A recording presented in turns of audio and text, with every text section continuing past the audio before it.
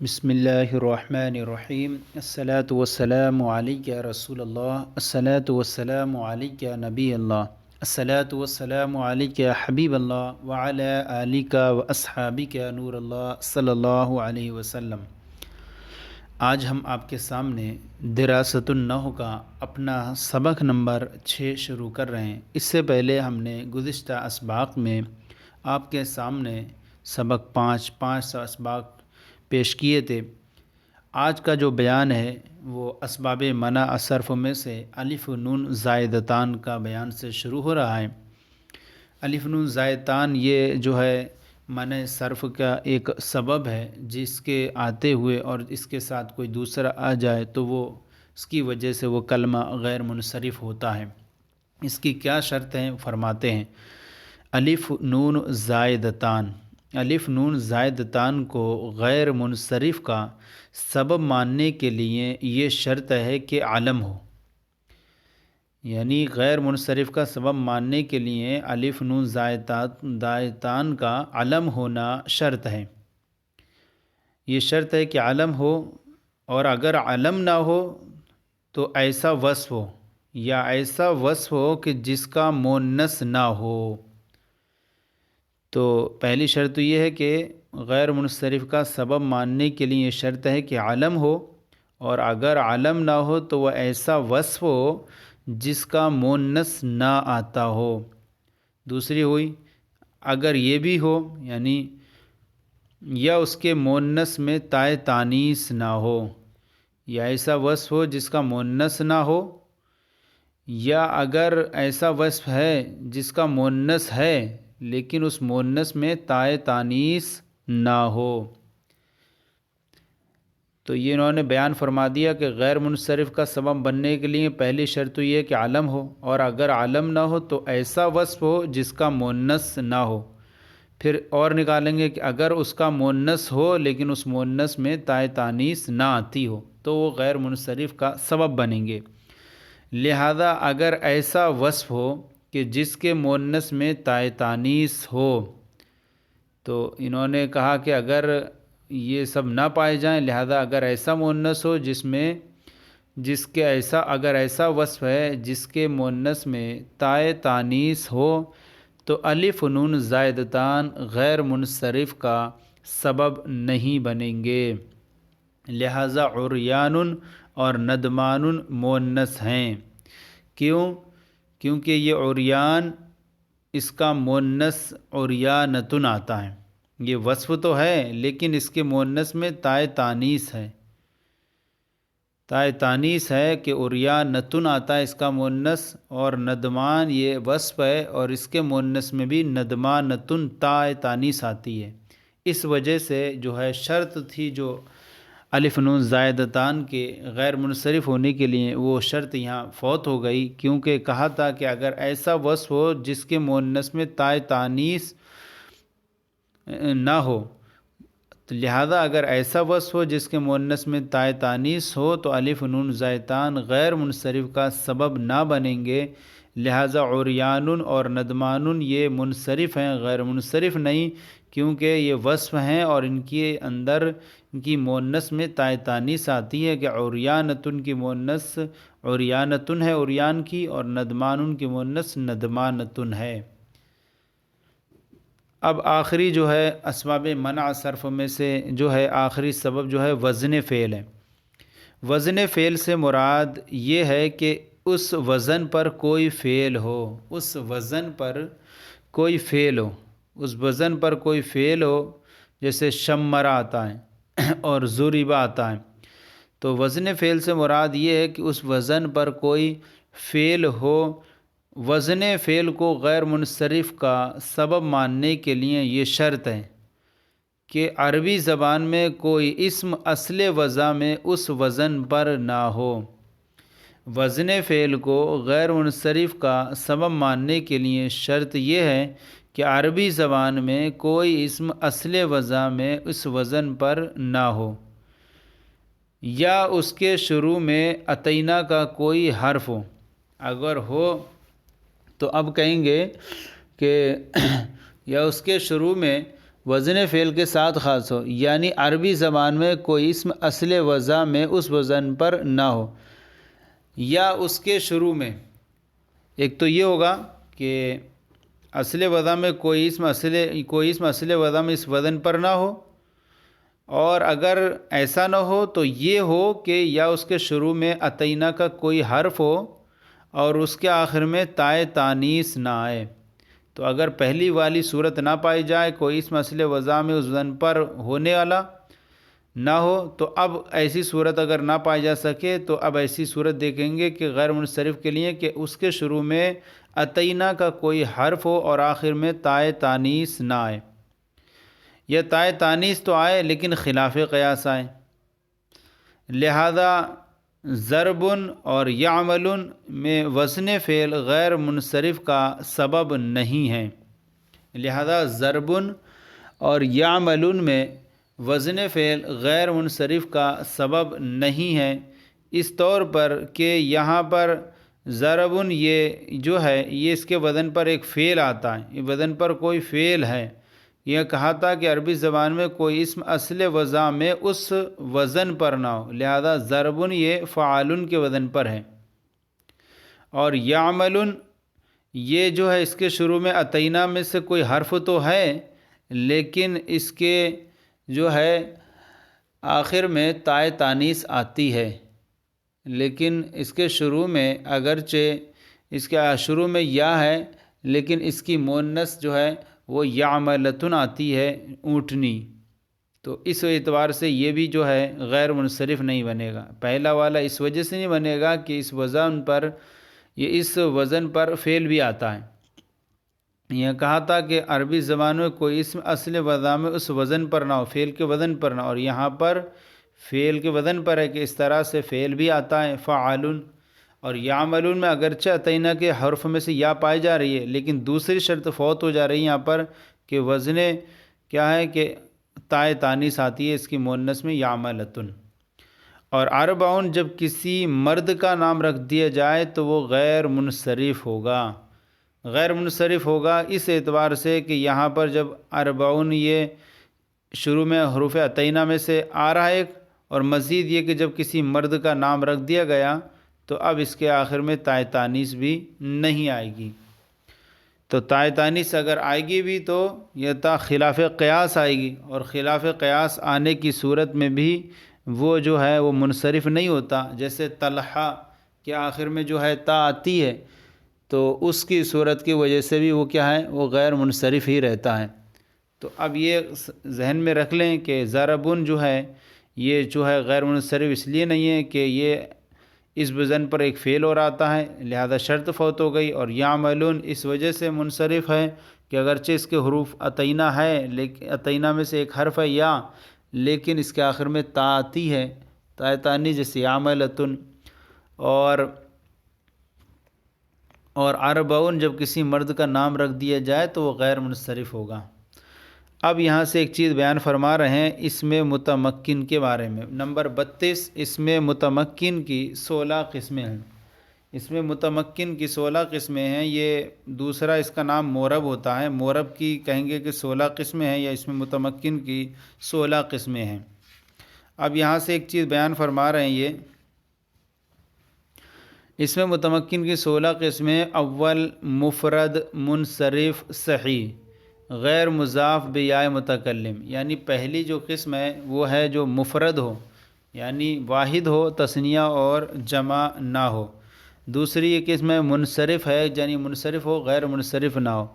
صحیح ہو، صحیح جو ہے یہاں نحویوں کے نزدیک وہ ہے جن کے آخر میں حرف علت نہ ہو تو صحیح ہو، اور غیر مضاف بیائے متکلم، یعنی یائے متکلم کے علاوہ کی طرف غیر مضاف بیائے متکلم، یا متکلم کے علاوہ کی طرف مضاف ہو۔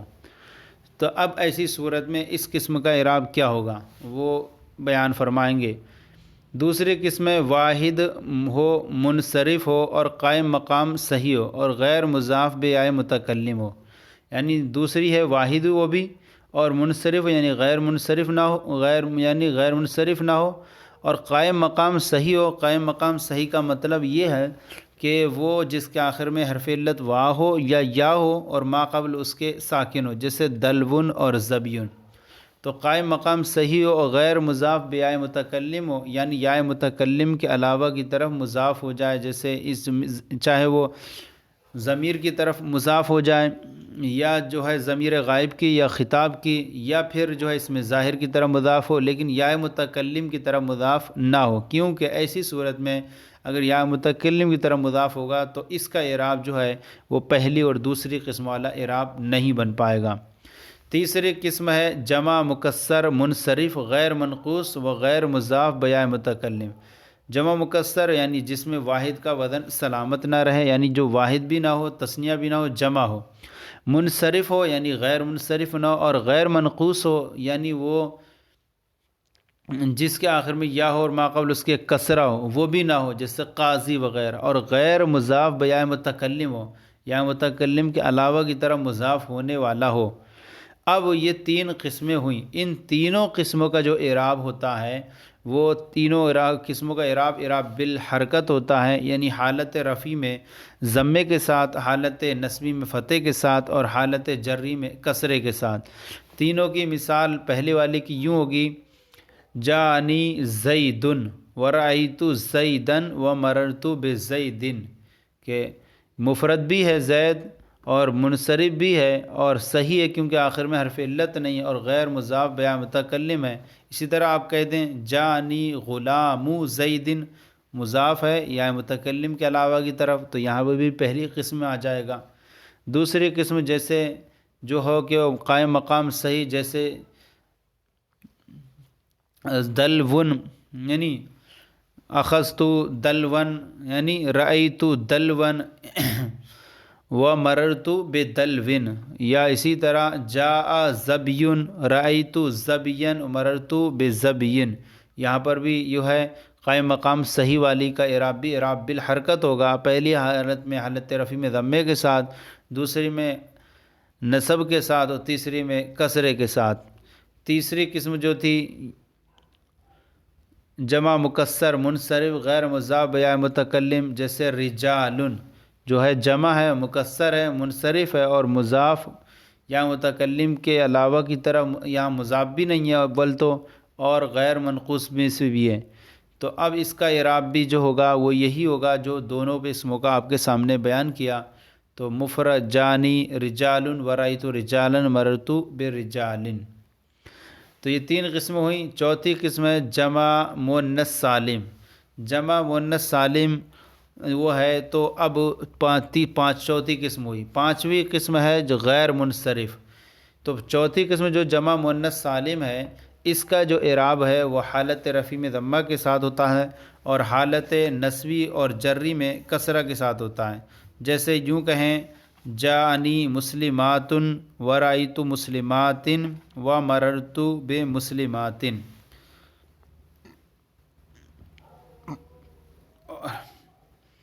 پانچویں قسم ہے اسماء غیر منصرف۔ غیر منصرف کسے کہتے ہیں؟ غیر منصرف وہ ہوتا ہے جس پر کسرہ اور تنوین داخل نہ ہو، اس کے آخر میں کسرہ اور تنوین نہیں آتے، جیسے عمرو۔ غیر منصرف کا جو اعراب ہے وہ حالت رفع میں ضمہ سے اور حالت نصبی اور جری میں فتح سے ہوتا ہے، جیسے جاء عمر ورأیت عمر ومررت بعمر۔ چھٹی قسم ہے اسماء ستہ جو واحد ہوں اور غیر یائے متکلم کی طرف مضاف ہوں۔ یہاں اس کے اندر بہت ساری قاعدے ہیں، اس میں کیا ہے یہ اسماء ستہ معنی ہوتا ہے 6، اور یعنی یہ جو مکبرہ ہوں، مکبرہ کا مطلب یہ کہ یہ مصغرہ نہ ہو، ان کی تصغیر نہ لائی گئی ہو۔ ان کے لیے شرط ہے کب ان کا اعراب ہوگا، اسماء یہ 6 اسماء کا جبکہ مکبرہ ہوں مصغرہ نہ ہوں۔ اگر یہ مصغرہ ہو جائیں گے تو ان کا اعراب جو ہے وہ پہلی والی قسم میں چلا جائے گا، جیسے ابن سے ابین بنا دیں، اور تو ابین ورأیت ابین ومررت بابین، تو اس اعتبار سے اس کا اعراب تصغیر کرنے کی صورت میں پہلی والی قسم میں چلا جائے گا، اس لیے کہا کہ مکبرہ ہوں، واحد ہوں تبھی اس کا اعراب یہ ہوگا حالت رفع میں واو کے ساتھ، حالت نصبی میں الف کے ساتھ، اور حالت جر میں یا کے ساتھ۔ اگر یہ تثنیہ یہ جمع ہوں گے تثنیہ ہوں گے پھر تثنیہ کا اعراب، اور اگر یہ جمع ہوں تو پھر جمع مکسر منصرف کا اعراب ہوگا۔ اور غیر مضاف یا متکلم ہوں یہ، یعنی یا متکلم کے علاوہ کی طرف یہ مضاف ہو، جیسے ابو کا، ابو ہو، ابو زید، تو غیر مضاف بھی یا متکلم ہو، کیونکہ اگر یہ یا متکلم کی طرف مضاف ہوں گے تو اس کا اعراب جو ہے وہ حرفوں کے ذریعے سے تھا جو حالت رفع واو کے ساتھ، وہ اعراب اس کا تقدیری ہو جائے گا۔ تو ایسی صورت میں انہوں نے کہا غیر جانی ابی ورائتو ابی مرتو بے ابی، تینوں حالتوں میں تقدیری ہو جائے گا اور یہ اسماء ستہ سے نکل جائیں گے۔ اس لیے انہوں نے کہا، یہ شرط لگائی کہ مکبرہ ہوں مصغرہ ہوں گے تو پھر پہلی قسم میں اعراب چلا جائے گا، واحد ہوں تثنیہ نہ ہو، تثنیہ ہوں گے تو تثنیہ میں چلا جائے گا، اور اگر جمع ہوں گے تو پھر جمع میں چلا جائے گا، اور غیر مضاف یا متکلم ہو، اور کیونکہ اگر یا متکلم کی طرف مضاف ہوں گے تو پھر جو ہے اس کا اعراب تقدیری ہوگا۔ ساتویں قسم ہے تثنیہ، جیسے جو ہے رجلان، اور آٹھویں قسم ہے جو کلا اور کلتا ضمیر کی طرف مضاف ہوں۔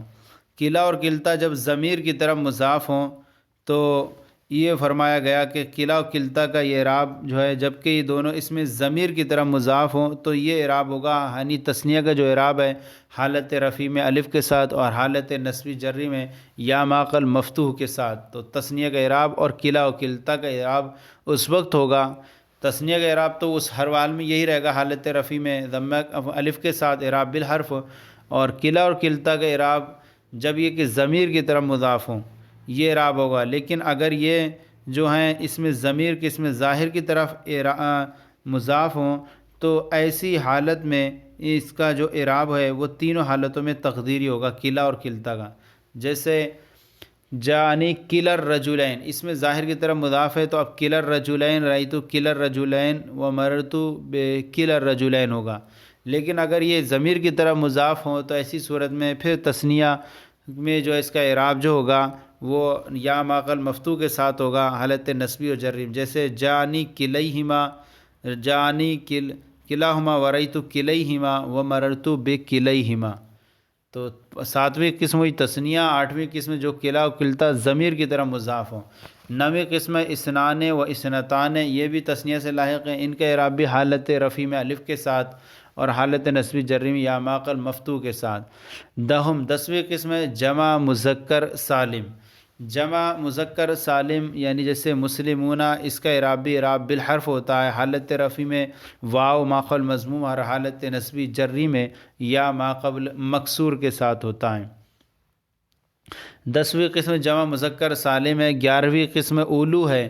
اس میں جو 16 قسمیں بیان کی گئی ہیں وہ 16 قسمیں، بعض حضرات میں کسی کو 9 میں شمار کیا، بعض حضرات نے 12 میں، جیسے کہ یہاں ہم نے تینوں قسموں کا اعراب اوپر بیان کیا، وہ تینوں قسموں کا اعراب ایک جیسا تھا، اس لیے ان تینوں کو بنا کر ایک کر دیا گیا۔ اسی طرح یہاں دیکھیں جمع مذکر سالم اور اولو، یہ ان کا اعراب ایک سا ہوتا ہے لیکن یہاں الگ الگ ہے، اس اعتبار سے یہ قسمیں 16 ہو رہی ہیں۔ تو جمع مذکر سالم اور 11ویں قسم اولو، ان سب کا اعراب بھی وہی ہوگا جو حالت رفع میں واو ما قبل مضموم کے ساتھ اور حالت نصب جری یا ما قبل مکسور کے ساتھ۔ 12 یعنی 12ویں قسم عشرون، ثلاثون، اربعون، خمسون، ستون، سبعون، ثمانون، تسعون، یہ جو ہے اس کا اعراب یہ جو بھی ہے جمع مذکر سالم تو نہیں ہے لیکن جمع مذکر سالم سے ملحق ہیں یہ سارے، تو ایسی صورت میں ان کا اعراب بھی وہی جمع مذکر سالم کی طرح ہوگا۔ 13ویں قسم ہے اس میں مکسور۔ اس میں مکسور وہ جس کے آخر میں الف مکسورہ ہو۔ تو اور 14ویں قسم ہے مضاف بیا متکلم۔ 13ویں قسم ہے اس میں مکسور جس کے آخر میں مکسورہ ہو، جیسے موسیٰ، حبلہ وغیرہ۔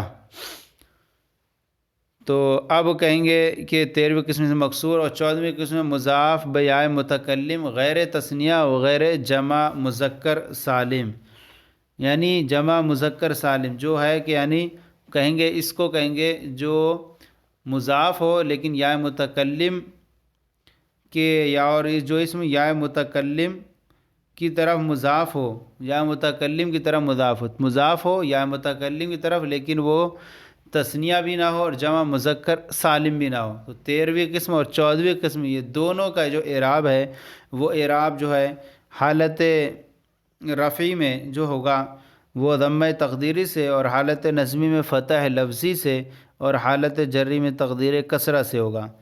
جیسے ہم دونوں کی مثال، موسیٰ یہ تقدیر الف مکسورہ کی ہو گئی، جاء موسیٰ ورأیت موسیٰ ومررت بموسیٰ، تو اس کا اعراب تین دونوں قسموں کے حالت رفعی تقدیر اما سے، حالت نصبی تقدیر فتح سے، اور حالت جری تقدیری کسرہ سے آئے گی۔ تو 13ویں قسم اور 14ویں قسم دونوں کا اعراب تقدیری ہوگا۔ اسی طرح جو ہے مضاف بہ متکلم، جاء غلامی ورأیت غلامی ومررت بغلامی، یہاں تینوں حالتوں میں تقدیری ہے اس کا اعراب، تو یہ دونوں کا اعراب یکساں ہے۔ 15ویں قسم ہے اس میں منقوص۔ اس میں منقوص کہتے ہیں وہ جس کے آخر میں یا ہو اور ما قبل اس کے مکسور ہو، جیسے القاضی۔ تو 15ویں قسم مکسور وہ جس کے آخر میں یا و ما قبل اس کے مکسور ہو۔ اور 16ویں قسم ہے شانزدہم، 16ویں قسم جمع مذکر سالم جو یا متکلم کی طرف مضاف ہو، جیسے مسلمیہ، مسلمیہ ورأیت مسلمیہ ومررت بمسلمیہ۔ تو 16ویں قسم جمع مذکر سالم جو یا متکلم کی طرف مضاف ہو، جیسے مسلمیہ، یا اصل میں مسلمیہ یہ حالت رفعی میں، اور اس کا جو اعراب ہوگا وہ حالت رفعی میں واو سے، حالت رفعی میں واو تقدیری سے، اور حالت نصب جری میں یا لفظی سے ہوگا اس کا اعراب، لیکن شکل جو ہے وہ تینوں کی ایک سی لگے گی، اس لیے جو ہے حالت رفعی میں واو تقدیری ہوگا، اور حالت نصبی و جری میں جو ہوگا یا لفظی کے ساتھ ہوگا۔ جیسے ہم کہیں جاء مسلمیہ ورأیت مسلمیہ ومررت بمسلمیہ، تو تینوں ایک سے ہی لگ رہے ہیں، لیکن مسلمیہ اصل میں یہ مسلمونیا تھا، مسلمونیا تھا، اور نون اضافت کی وجہ سے گر گیا، تو اب مسلمویا ہو گیا، پھر واو کو یا سے بدل دیا اور یا کا یا میں ادغام کر دیا تو مسلمیہ ہو گیا۔ تو واو جو یہاں پر موجود نہیں ہے، لیکن رہا حالت نصبی و جری، وہاں پر یا پہلے سے بھی ایک موجود ہے، اور پھر ایک یا آئی تو اس نے جو ہے اس کی وجہ سے یا کا یا میں ادغام ہوا، اس لیے انہوں نے کہا کہ حالت نصبی اور جری میں اس کا اعراب جو ہوتا ہے یا لفظی کے ساتھ ہوتا ہے۔ تو 15ویں قسم ہوئی اس میں منقوص، اور اس کا اعراب جو ہے 15ویں قسم منقوص، اس کا اعراب حالت رفعی میں ضمہ تقدیر، حالت نصبی جری میں، حالت جری میں تقدیر کسرہ، اور حالت نصبی میں فتح لفظی کے ساتھ ہوگا یہ اس میں منقوص کا اعراب، جیسے جاء القاضی رأیت القاضی ومررت بالقاضی۔ اور 16ویں قسم ہے جو مضاف یا متکلم، اس کا اعراب حالت رفعی واو تقدیری سے، اور حالت نصبی جری میں یا لفظی سے ہوگا۔ ہم نے مثالیں بھی آپ کے سامنے پیش کیں، تو آج کا یہ سلسلہ ہمارا پیش کیا کہ آپ کی بارگاہ میں پیش کیا گیا، یہ کیسا لگا ضرور بتائیں، اگر کوئی کمی ہو تو اصلاح فرمائیں، اور ہمارے چینل کو سبسکرائب کریں، دوسروں کو شیئر کریں تاکہ دوسرے بھی آپ کے ساتھ ثواب میں شریک ہو جائیں۔